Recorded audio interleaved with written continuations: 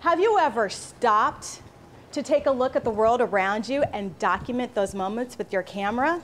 Well, I have, and right now I'm going to take you on a digital photographic journey of the world around us. We're going to peek around the corners and peer through those crevices to capture the sublime and the surreal moments of life. And in order to lead us on this digital journey, I've tapped local photographer Julie Staub. Get your cameras out. This is Frame.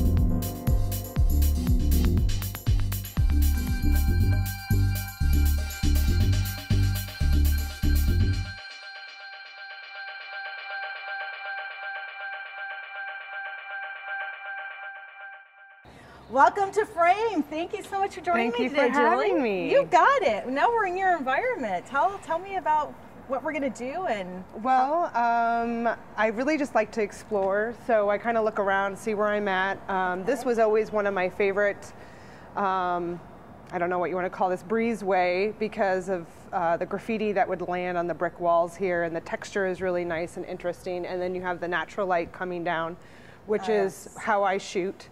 So this was always kind of a fun spot, but as you can see, they've covered up the graffiti, so it looks like someone needs to get busy to make something. I think public art is fantastic. I think freedom of expression is great, and anyone that can get away with a little graffiti, especially if it has a message, is exciting for me to document. And the fun thing about graffiti is it never sticks around, it always changes. You never know what you're going to find, so it is pretty fun to capture it, document it. Isn't that every part of life, though? I love, like today I brought 2 digital cameras so I could, really get it on with you and take your lead. And I just love capturing those little moments, from squirrels running around being mischievous to graffiti to people doing usual things, or whatever is happening in the moment. Yeah, it's always important to be spontaneous. I teach my students all the time, just have your camera with you. Be ready to shoot. It doesn't matter what you find. There may be something that is personal to you, or it may be something interesting, or it could be something that anyone would fall in love with, like a gorgeous sunset. So it's just important to have your cameras. And capture those moments and document it as they go along. Exactly. Well, it's so much fun because with the ease of digital cameras, and even your phone, your iPhone, or your BlackBerry, or whatever, your Droid, you can do that more often. Do you see more people taking advantage of that? With the way technology has evolved, where everyone is going to have a camera in their phone. Especially with the technology Apple has brought out with the iPhones. It's incredible. The shots are incredible, the apps are incredible, so you can have your own darkroom on your little digital phone these days, and I think that's a huge step from where we were 10 years ago. But what does that mean to you as a professional photographer? It just means that I'm ready to go. I can pull. If I don't want to carry my bulky camera, I can just. This is like a serious camera. Well, it's not though, really. This is not even a serious camera. This is an introduction level. I mean, this is like an entry-level professional DSLR. It's a Rebel. It's a very common entry-level camera. You really have to invest in lenses and more equipment as you go, but this particular camera seems to work for me for what I want to be able to carry it with me, put it in my bag, but when I don't want to have to, carry a camera, I can just pull out my iPhone and shoot pictures that way. Okay. And I have the one that has the video, so I'll be taking videos as well. On your iPhone? Yeah. So what does DSLR mean? DSLR is just digital single lens reflex. Okay. So when you had cameras back in the day when it was just film, it was SLRs. So it's just the way the camera works. Okay. And so with the digital world, they just add a D to it to make sure that it's the digital version. Got it. Okay. So where do we start? What are we going to do? I don't know. I think we should just look around and see what looks interesting. I always like to get high up, so if we can find a spot that's a little bit higher up and get a different perspective, that's always interesting. I think I found a few spots. Okay, great, cool.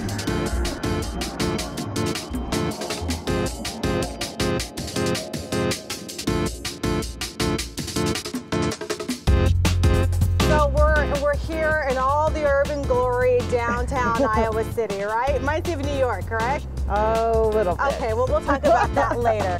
All right, so I'm curious, from your perspective, what's the first thing you see? What's the first shot you want to take? Well, if I'm up somewhere high, I definitely want to just kind of scan the area and see, you know, what is missing. What am I not seeing? Like right now I'm seeing this guy over here on the other roof. And up over by the library, up on the rooftop of the library. Right. That's cool. And I mean, and then I'd probably want to move away, you know, around this clock so I can see what's on the other side. So really I would just explore on foot and see what I would find. Okay, so where do you want to go first? I would just probably follow you. Come over here. If you notice, there's the stars on this building as well. And I just really like the idea of seeing multiple symbols and how they line up and how you can visually kind of sync everything together. So I like the idea of depth. How far can you see? You know, is it over the buildings or how deep down a pathway can you see? Often I just pull the camera to my eye, and even if I can't see necessarily that far away, I can zoom in with my camera and get kind of a cross section of some buildings that create patterns and lines and shapes. So that might be something, an architectural capture. Or I might just spy on people and see how close I can get with my camera in that regards. I love it in the summertime. You come downtown and everyone is out here in the Ped Mall and the trees are abloom. This isn't the best time of year, but the light is kind of interesting. So that's another factor. You always want to kind of shoot on a day that has either interesting light or interesting weather, whether it's frost or snow, or you can still shoot indoors or you can still shoot through a window. So even if the weather isn't the best, you can still get interesting shots. What about the weather? Classify interesting. Well, see if you, not that you want to point the camera in that direction, but the sun is getting broken and diffused by the clouds. Okay. And then behind the clouds, you have these great blue skies. Okay. So the color isn't gray and boring. It is a gray kind of winter day, but the light allows for a little contrast. It allows for shadow. There's things that your eye will gravitate towards when you have light to play with. Otherwise, a gray day is like a gray photo. I mean, if there's no contrast, if there's nothing that pops out, then your photo isn't that interesting. And I kind of go from a black and white perspective, where I was trained with film, is you're looking for pattern, you're looking for shadow, you're looking for repetition, lines. So in a black and white world, those are the interesting things. And you can't have that element without light. So if it's a gray day, your photos aren't going to be that interesting. Okay, so we like it. It's a little overcast. I'd love bright sun, but well, not going to happen right at the moment. What about those days?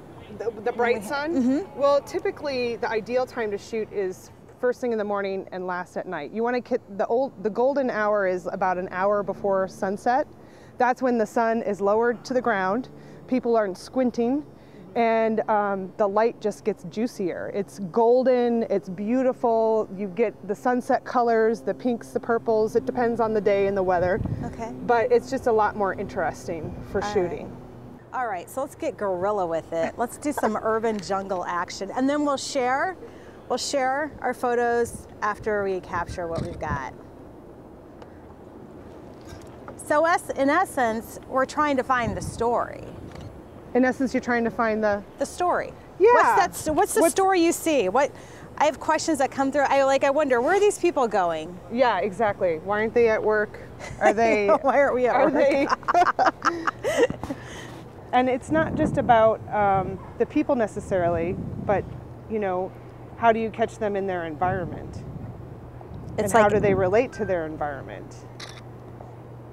Ethnography. Remember that photo you showed me on your iPhone with the dollar bill? Yes. Do you see that glove down there?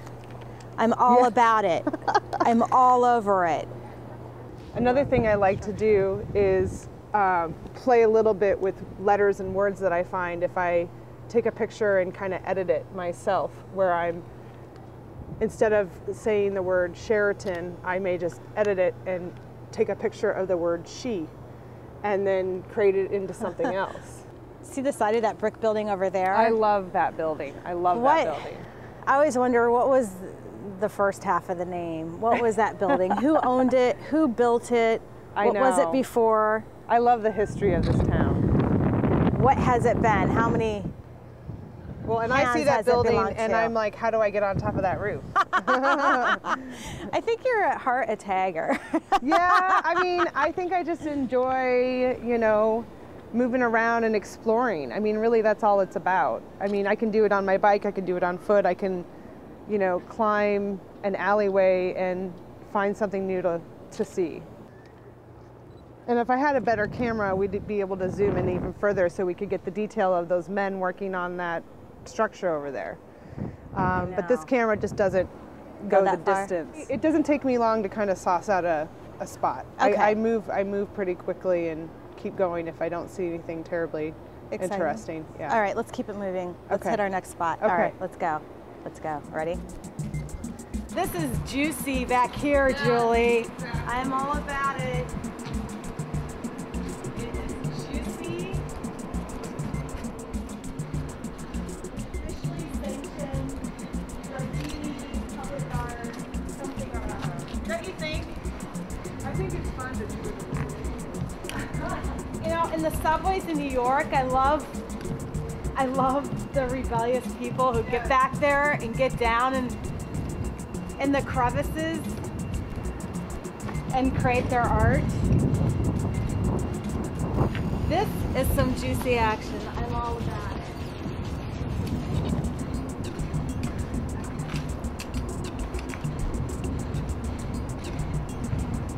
Do you ever hang and read, or do you just capture?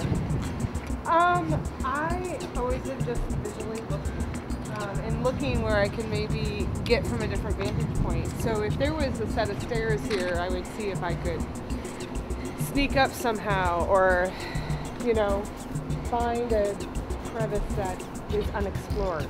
So, you know, I never really know until I'm just in the moment looking around and seeing what I see. So with the flow. Yeah, Got definitely. it. This is great. Since I always capture hearts, I like this. No, what's up?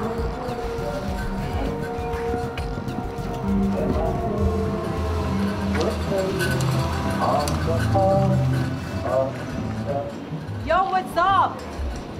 Where do you think you're going?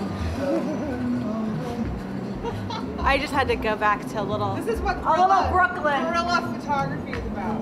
Living here and living in New York as an artist. Well, as an artist, you think that you'd need to live in a place like New York to be an artist, but really, you can be an artist anywhere.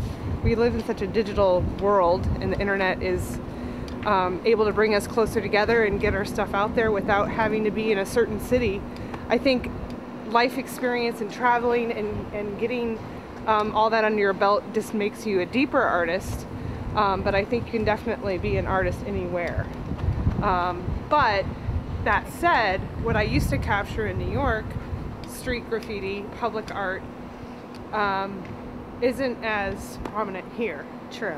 And we have very few alleyways. It's not. We have. It's very true. It's just in the downtown area. So that's definitely one of my favorite things to capture in New York that I don't see as much here. Do you think we play a little safer here? We're Midwesterners, you know. We're born and bred sure, but there's rebellious people. Rules. There's people who are creative and artistic, and it's not necessarily about being deviant or, you know, breaking the law or defacing something. It could be just your own expression and getting your art out there and making a statement. I mean, a lot of these are just, I think, humorous. You have to have a sense of humor. And I think it's kind of cool. I think if it makes you think, then it's great to have out there in the public eye. Even if you don't understand it. Even if you don't understand it. I mean, maybe it relates to someone and it doesn't relate to another person, but whoever made it, it means something to them. He likes it. He likes it.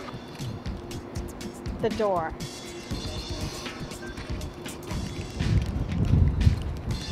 What's fun about this journey is that I am taking a few risks. I'm really trying. What do I have to lose? I have nothing to lose. That's the way I Something- approach photography is it's all experimental. You can delete it if you don't like it. That's the revolution behind digital photography. You can take that risk and not waste film and not waste time in the darkroom developing something that you might not like.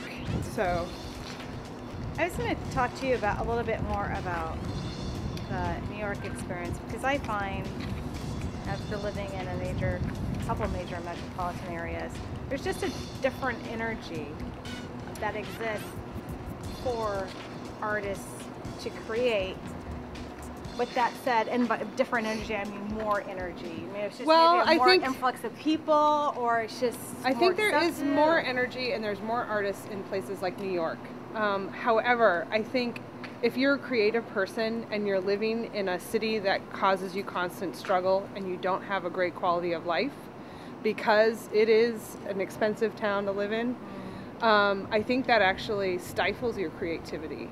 So that's what I like about being back in Iowa City, is that I can kind of have the best of both worlds. I still show artwork in New York City, and I'm connected to New York, and it's a part of my artist experience. But I really think you can be anywhere to make art, and you can, reflect on the world and observe the world, whether you're in the country or the big city. It's really the energy you put into it. And meeting other artists that are doing the same thing can stir up the energy, even if you're in a place like Iowa City. So if there's a lot of people who are interested in tagging and kind of creating that public art response, you can get a group here and do the same thing you would do in New York. Sure.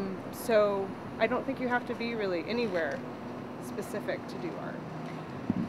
I do agree with you on that note. I think that there is a stigma about maybe being from Iowa or having your work done here that might be lesser than. I know I'm having some conversations in the business community about getting rid of that stigma, not only for people who live here, but for the outside world. There's great things can happen anywhere. You're not bound by your logistical arrangement. Right. Well, and I think it's interesting too that, you can do the art anywhere. You can have the experience anywhere.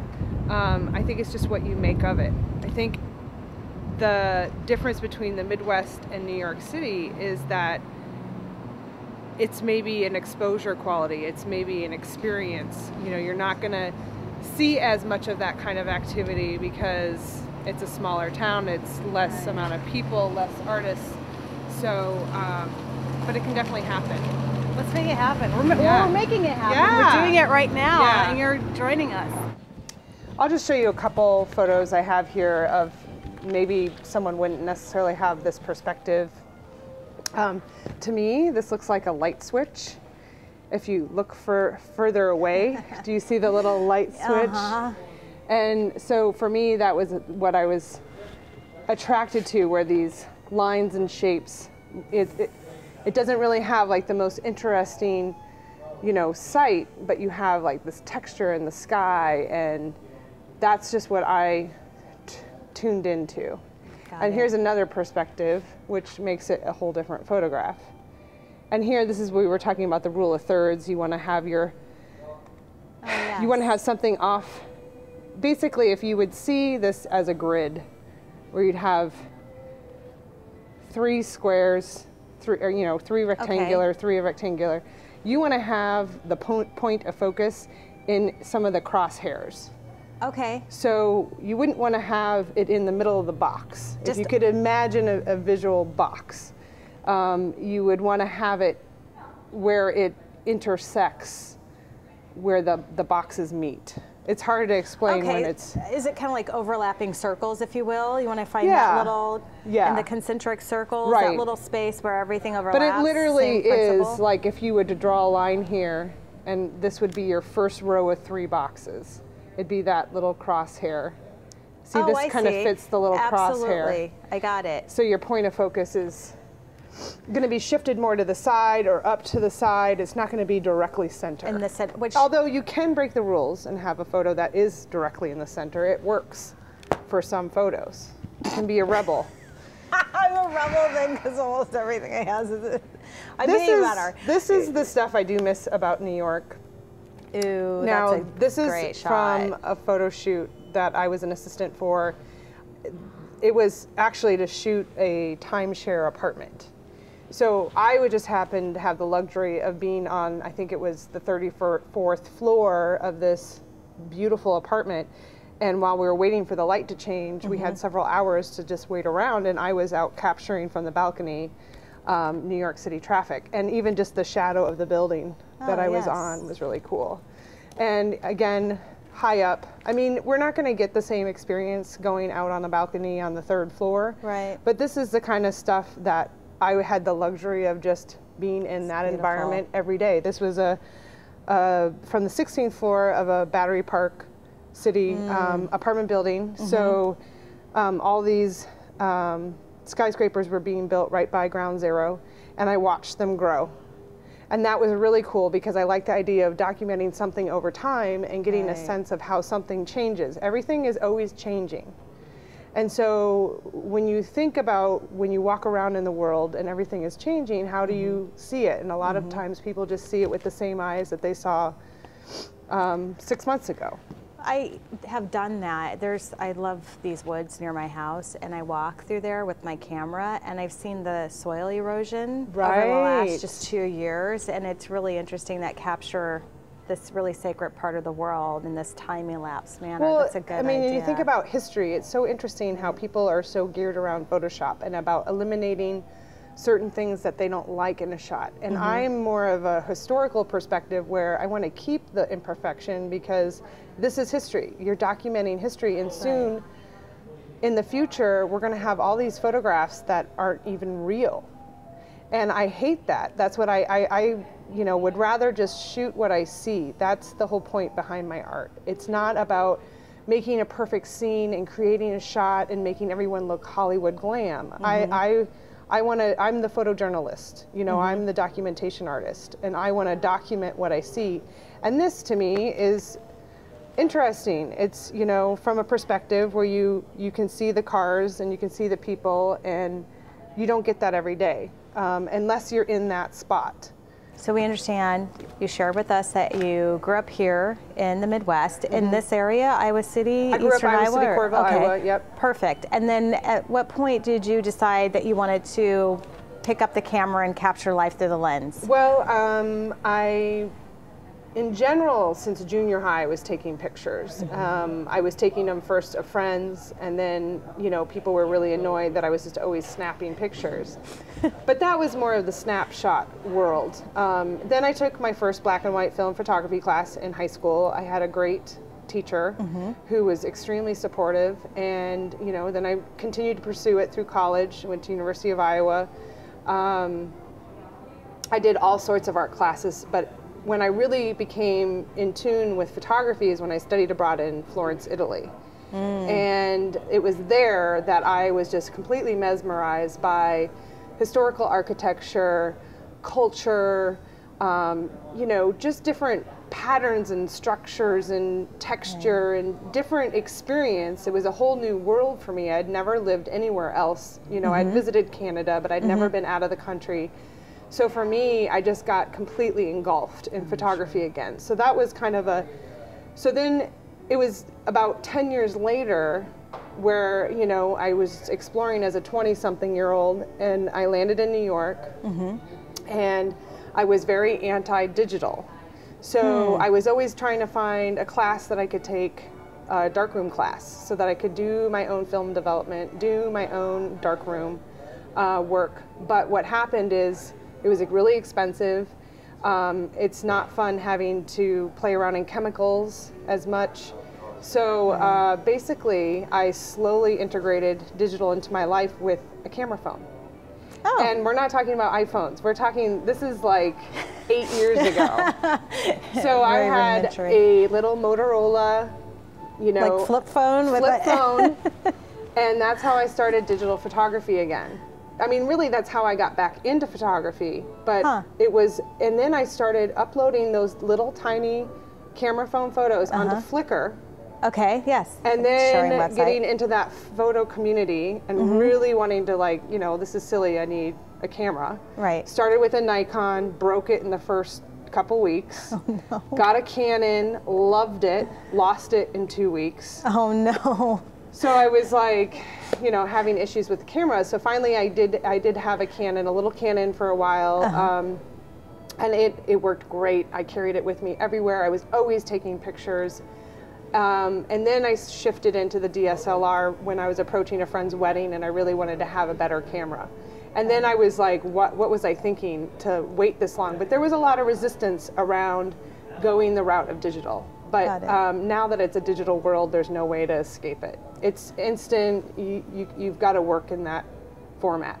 You can have a darkroom too, but It's a dying well, and art I don't in a think it's going way. to die out. I don't think it's going to I go hope not. away. I think that it just takes more time and effort to do that route. It's not as instantaneous. You No, don't have the and instantaneous results yeah. that digital gives And you. you can't have your own lab in your own little living room, so Right. it's not as feasible. Sure. Yeah. Okay, so show us some more work. I wanted to talk to you about your love book, or where do Okay, you want to so go? those are, I think in here.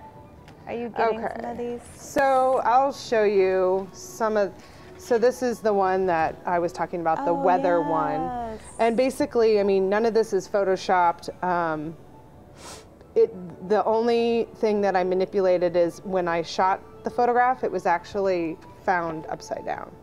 Oh, And I saw the heart and then just flipped it the over. frame. So other than that, all of the hearts that I generally find are found hearts. Yeah, this is another very experimental kind of shot where at night, if you take a picture and you move your camera around, you're going to have the camera record the light, but you're going to get the light trails because the camera is still exposing as you move it around. So this is just kind of an artistic approach. And I like how they made little hearts. very, So very that fun. was just one of my, and then this is a good example of, this is found heart. I did not make this. It's just painter's tape that someone had made in the shape of a heart. They put it on a fence and it was there for multiple seasons because you can tell that there's snow in the background here. Yes. I had it during the summer months where the ivies were actually, Growing around it? yeah, and I think I have it here. Oh, there it is. Perfect. Yeah. How love conquers all. Well, and it the sat there softness of- forever. It never came down, and all it was painter's tape. And That then is it so took sweet. a long time for it. Someone just took it down. So, Very, very sweet. and again, this is another series. This is hearts that I did draw in the sand, but the idea again, you know, there's a little bit of a story there getting washed away. This is also one of the images in the book, which I didn't bring. I forgot about that. That's okay. We can get it. But, and then again, graffiti with heart Yeah. theme. So for me, I don't seek out hearts. I kind of feel like they find me. It could be a leaf I see on the ground. I literally have peeled an orange and the last part of the orange was in the shape of a heart before I peeled it off the orange. I mean, those are the kind of things where they show up, where you Right. you least expect it, but you'll find them. love So it. I always just take notice of that. And I think when you take notice of something, you tend to see it more often. I so appreciate your taking me on this journey and sharing it with everyone. And thank you. Yeah. Thank you so much. Yeah. It's so much It was- fun. yeah, it was Thank great you for the to have you along. conversation. And thanks for joining us. And hopefully we've inspired you to go on your own digital journey. Just pick a place, take your camera, take some friends, and go have fun. Thanks so much, everyone. I'm Yvette Craddock, and thanks for tuning in to Frame.